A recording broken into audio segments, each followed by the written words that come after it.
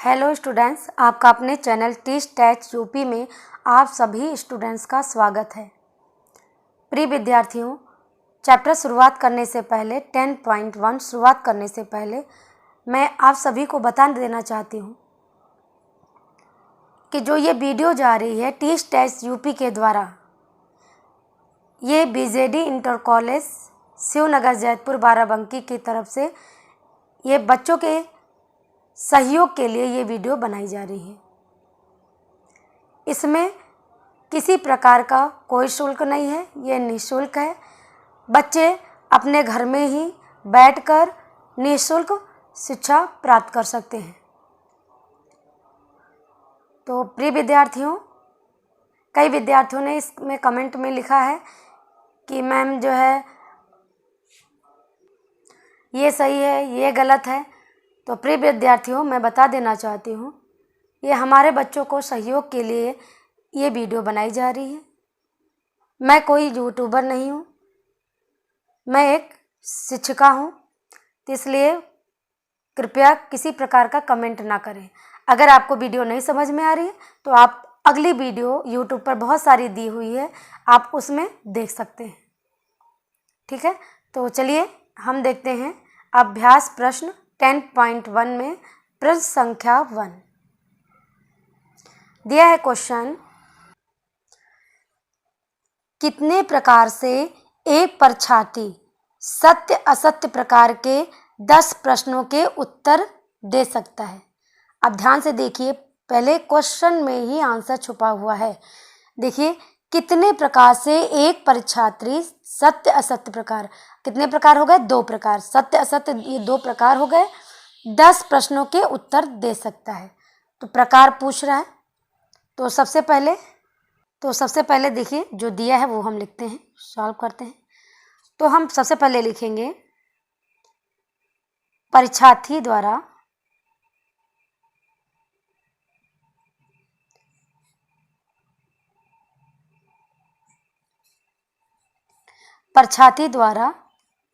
एक परीक्षार्थी, क्योंकि एक परीक्षार्थी है ना, एक परीक्षार्थी द्वारा किसी प्रश्न का उत्तर देने का प्रकार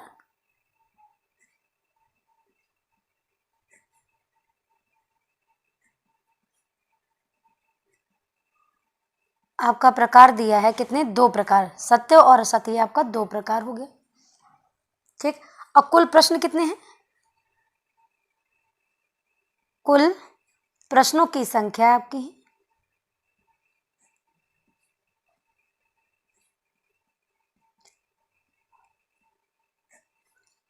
है आपका 10। तो कुल प्रकार हो गया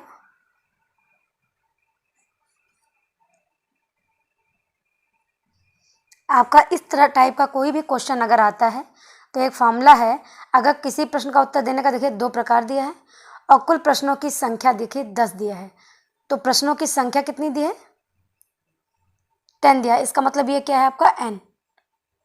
ठीक है, प्रकार आपका 2 दिया है, तो इसको लिख सकते हो 2 की पावर n लिख सकते हो। तो देखिए आपका ये 2n क्या है? 10, 2 की पावर 10 हो गया। इसको मल्टीप्लाई जब करेंगे 2 को 10 बार, 2 गुणे 2 गुणे 2 गुणे 2 गुणे 2 गुणे 2 गुणे 2 गुणे 2 गुणे 2 गुणे 2, देखिए कितने बार हो गया? 1 2 3 4 5 6 7 8 9 10। तो हमारा आंसर आ जाएगा कितना? इसको गुणा करेंगे तो 1024 आएगा। यही आपका आंसर हो गया। ठीक है, अब चलिए नेक्स्ट क्वेश्चन देखते हैं। नेक्स्ट क्वेश्चन है बेटा, एक सिक्का 5 बार उछाला जाता है, कितने प्रकार से के परिणाम प्राप्त होंगे? तो सबसे पहले एक सिक्का 5 बार उछाला जाता है, तो सॉल्व लिखेंगे। एक सिक्का 5 बार उछाला जाता है, ठीक है। कुल सिक्कों की संख्या कितनी हो गई? अगर एक सिक्का 5 बार उछाला जाता है तो सिक्कों के उछालने की संख्या कितनी हो गई? 5। तो इसमें लिखेंगे सबसे पहले, देखते हैं क्वेश्चन में दिया है एक सिक्का 5 बार उछाला जाता है। तो लिखेंगे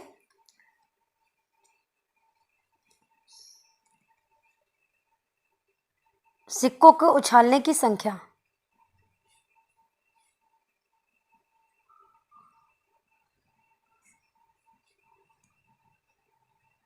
सिक्कों को उछालने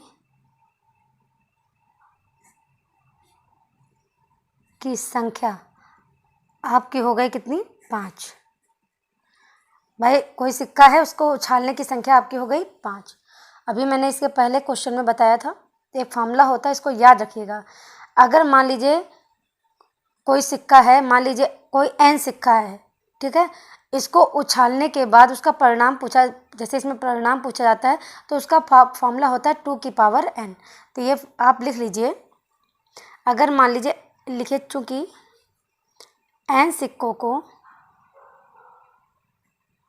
ये फॉर्मूला है, इसको याद रखिएगा, n सिक्कों को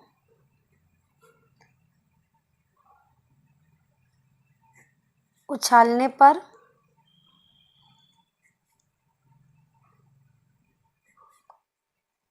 कुल संभव परिणाम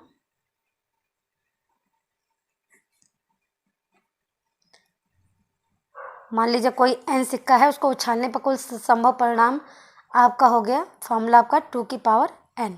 अगर मान लीजिए कोई सिक्का है, उसको उछाला जाता है, उसका परिणाम पूछ रहा है, तो 2 की पावर n कर देंगे। n क्या है आपका? ये सिक्कों को उछालने की संख्या है। इस तरह कोई भी अगर संख्या दी हो और फिर उसका परिणाम पूछ रहा हो तो आप यही फॉर्मूला यूज कर लेंगे। तो हमको जब एक सिक्का को 5 बार उछाला जाता है तो 5 सिक्का को उछालने का पर कुल परिणाम कितना मिलेगा?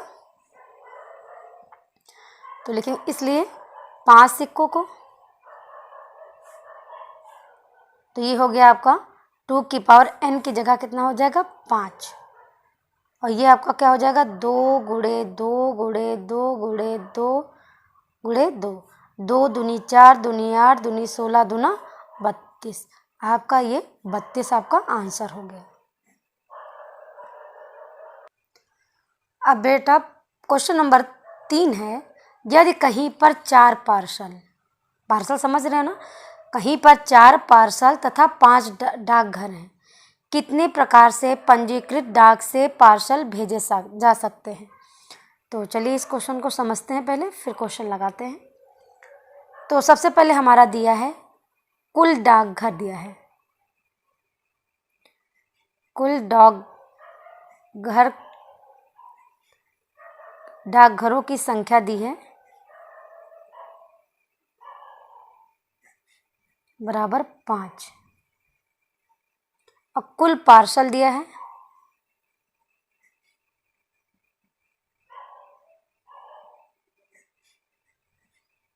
है चार।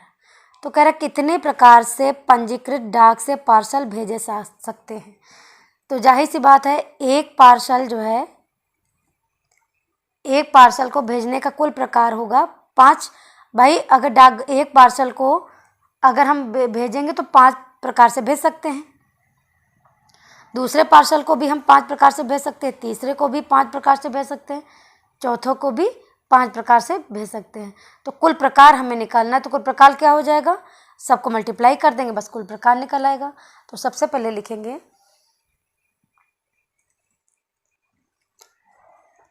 लिखेंगे, इसलिए एक पार्सल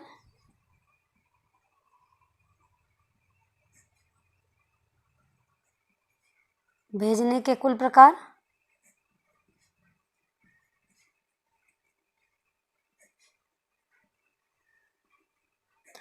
जैसे 4 पार्सल है, तो एक पार्सल, इसमें से एक पार्सल जो है आपका 5 प्रकार से भेजा जा सकता है।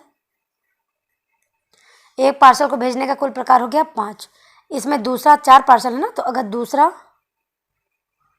दूसरे पार्सल को भेजने का कुल प्रकार हो जाएगा, वो भी 5 प्रकार हो जाएगा। इसमें तीसरे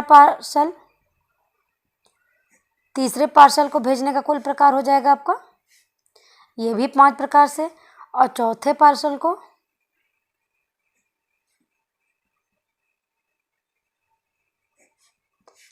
ये भी 5 प्रकार से हो जाएगा। आपको मैंने गुणन सिद्धांत बताया था, तो इसमें देखिए 4 पार्सल थे, तो पहला पार्सल भी 5 प्रकार से भेजा जा सकता है, दूसरा भी 5 प्रकार से, तीसरा भी 5 प्रकार से, चौथा भी 5 प्रकार से पार्सल भेजे जा सकते हैं। तो पूछ रहा है क्वेश्चन में कितने प्रकार से पंजीकृत डाक से पार्सल भेजे जा सकते हैं, कुल प्रकार पूछा जा रहा है, तो कुल प्रकार लिख लेंगे।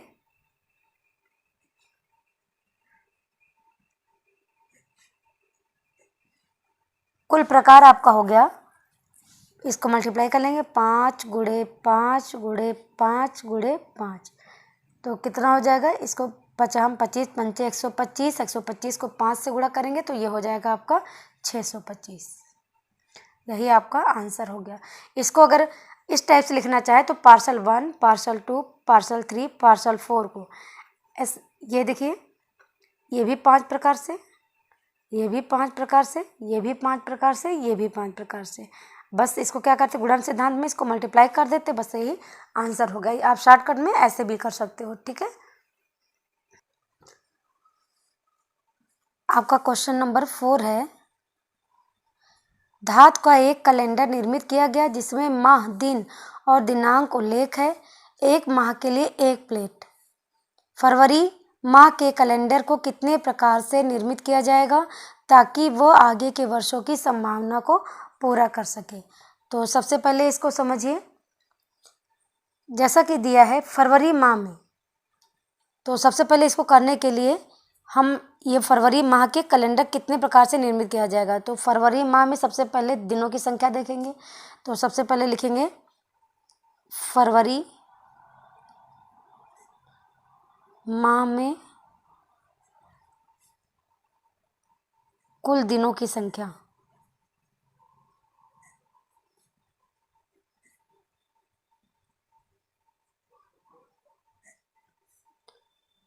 का चयन कर लिया पहले।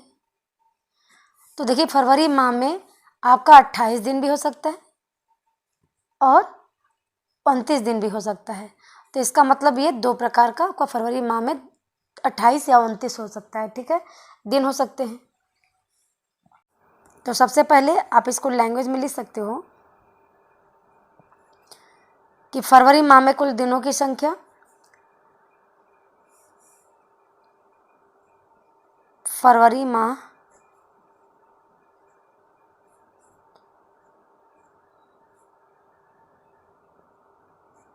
कुल दिनों की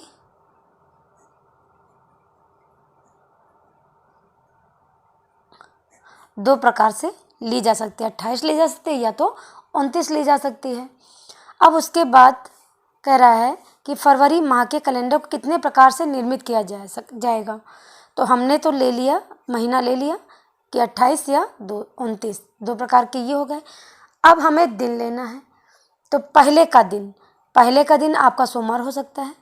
फरवरी महीने का पहला दिन आपका सोमवार हो सकता है, मंगलवार हो सकता है, रविवार हो सकता है, शनिवार तो आपका टोटल जो है कितने प्रकार हो गए आपके, 7 दिन। जो दिनों की संख्या आपकी कितनी हो गई, 7 दिन। तो आपका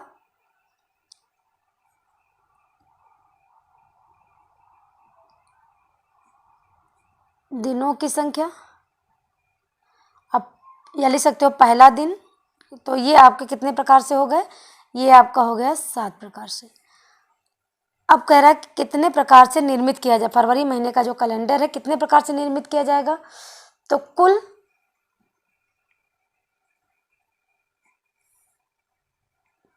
कितने प्रकार से निर्मित, कुल प्रकार आपका हो जाएगा 2 गुणे 7, सॉरी ये केवल ओनली 7 है, तो आपका हो गया 2 सते 14 प्रकार। तो ये आपका हो जाएगा 14 प्रकार से निर्मित किया जाएगा, ठीक है, यही आपका आंसर हो गया। अब देखिए प्रश्न संख्या 5 है, मुंबई से गोवा जाने के 2 मार्ग हैं, हवाई व जल मार्ग है। दिल्ली से मुंबई जाने के 3 मार्ग है, हवाई, रेल व सड़क मार्ग है। गोवा से दिल्ली जाने के लिए किसके रास्ते, मुंबई के रास्ते कितने प्रकार के मार्ग संभव हैं। तो देखिए इसको सॉल्व करते हैं। तो सबसे पहले क्वेश्चन में दिया है मुंबई से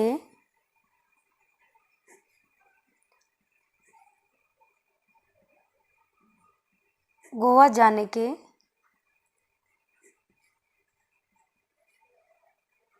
कुल मार्ग मतलब रास्ता। आपका हो गया 2 मार्ग दिया, हवाई और जल मार्ग दिया है। और दिल्ली से मुंबई जाने के 3 मार्ग हैं, तो दिल्ली से